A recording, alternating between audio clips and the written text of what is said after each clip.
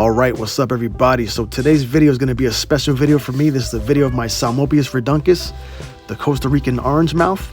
This is going to be a sad video and a special video. Sad because this guy just passed away a few weeks ago in April. And a special video because this is the first tarantula that I've ever raised from a sling that actually matured and passed away in my care. So it's the first time for me. And I feel lucky to share this with you guys. Over the last 2 years of owning this guy, I was able to record a lot of video. And I have information of the care and stuff like that I'll be able to share with you guys today. So from the time that I purchased this guy as a tiny sling, like I said, it was March of 2021. He matured in December 2nd of 2022. He died April 21st, 2023, which means from the time he was a sling until the time he matured was a period of 1 year and 8 months. 4 months later, after he matured, he passed away, giving him a total of 2 years in my care from the time he was a sling to the time he matured and passed away. So I feel lucky today to be able to share some information with you guys. I don't have tons of experience with tarantulas, but I definitely have experience with the Psalmopoeus Reduncus, the male. And I wanted to make this a special video just because once this guy matured, I wasn't able to find somebody to take him for breeding. I did reach out to a few local breeders that I dealt with over the years. I put an ad on Facebook group called Spender, and nobody seemed to need this guy. So he lived his whole life right here in this corner. He matured here and died here. So I figure if I can't let his legacy live on through his offspring, I'll at least put a nice video up and dedicate it to this guy and give you guys all the information and all the video that I took over the last 2 years. So when I first purchased this guy, I purchased him at a reptile expo back in 2021 in this small deli cup here. I later rehoused him into this 8x8x12 Zilla habitat, a glass enclosure. I put in a cool looking fish tank decoration that the tarantula quickly adopted the hole as his hide. This tarantula here is probably one of my probably the most predictable tarantula that I have, just because even though they're fast, they're a more potent species in the new world of tarantulas. He was very predictable. And what I mean by that is anytime I disturbed his enclosure, anytime I opened the lid, anytime I tried to feed this guy, he would always run straight for the hole. That was my biggest fear with this guy when I originally rehoused him into this container, was that he was going to be such a wild tarantula. He would take off all over the place, run around the enclosure and shoot out the side. But he didn't do that. He stayed pretty predictable, always did the same thing every single time, pretty consistently. Anytime he was spooked, he ran straight for the hole. So that's why he was the most predictable. As far as feeding goes, he was always a good eater. Like most tarantulas, he would eat all the way into pre-molt. Once he went to pre-molt, it took a few weeks till he finally molted. A week later, he would start eating again. And when he would start eating again, he would always eat very aggressively, which is something I can say about this species. Very aggressive eater. He would sit right at the top there, at the entrance of his little burrow, wait for something to drop in. Occasionally, he would run down the side and chase something down. But for the most part, he sat right there, which made him a very good display tarantula. I will admit, I never thought this was the prettiest tarantula out there, but I always thought he was a pretty cool display. He would always sit right there and display.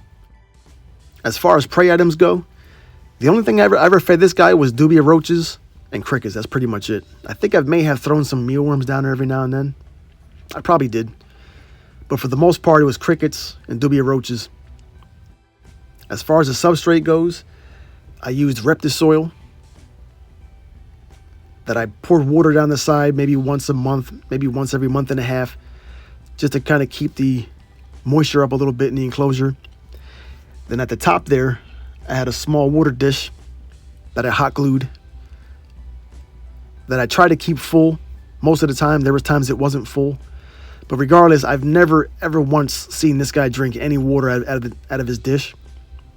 I have seen some of my other tarantulas drink water, but I've never seen this one drink water at all. As far as temperature goes, this guy always stayed at room temperature. In the summertime, I have a window air conditioner in my room that keeps the room at 68. In the wintertime, I have forced hot air through gas heat that keeps the room pretty dry. So I had to put water more often.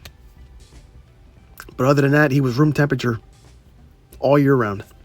Now, I would consider this a pretty fast tarantula. I wouldn't say the fastest tarantula that I've owned, but he is pretty quick. And the fact that he has the potent venom. When you're housing these guys, you want to have a place for him to run and hide, so you have that predictability of where he's going to go. That way you don't have to worry about any accidents of this guy getting loose or getting bit or something like that. Now, once this guy matured, like I said, it's the first tarantula that I ever had that matured. So I was expecting a wandering spider from day one, and that's not really what happened. This guy sat inside of his hide there probably for about 3 weeks before he finally came out. And he was accepting food like it normally did. Once he finally came out, I would see him during the day, which is something I really didn't see very often. Normally, if I did see him during the day, he was always inside of his hide with his legs poking out, waiting for something to drop in.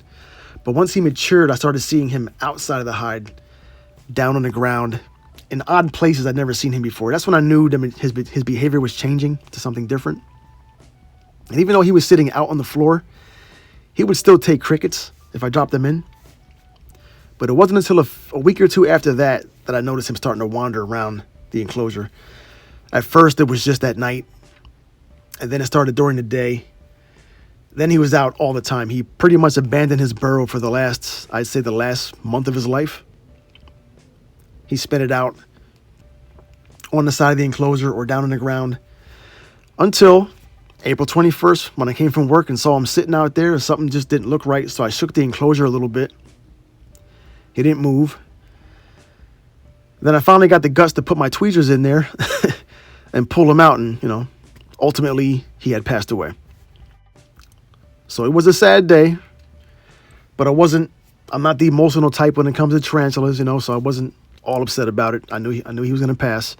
I was more upset that I couldn't get him to somebody who can breed him. That's pretty much what upset me about the whole thing. I would have liked to have get him to somebody to breed him and, keep these guys in the hobby going, because they are pretty cool tarantulas. So now that this guy passed away, I had the enclosure all cleaned out, sitting here in the corner of my desk. And I'm not sure what I want to do next here. I'm not sure if I want to put another tarantula in here. I definitely want to put something that's going to be here in the corner of this desk area here. But I wasn't sure if I want to maybe put a fish. I even thought about putting a hermit crab.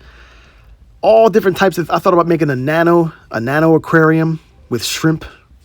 Something cool to sit here in the corner of my desk to feature in the videos while I'm still doing my tarantula videos. But I haven't quite figured it out yet. But once I do, I'll definitely put a video up and show you guys who replaced Mr. Psalmopoeus Reduncus. And I don't really have much else to say other than it was a pleasure keeping this guy in the corner here of my desk for the last 2 years. I'm sad to see him go. And like I said earlier in the video, I took a lot of video of this guy. And I'm glad I was able to share it with you guys. I really hope you guys enjoyed this as much as I did sharing it with you guys. So with that being said, I want to say thanks for watching, and I'll see you guys next time.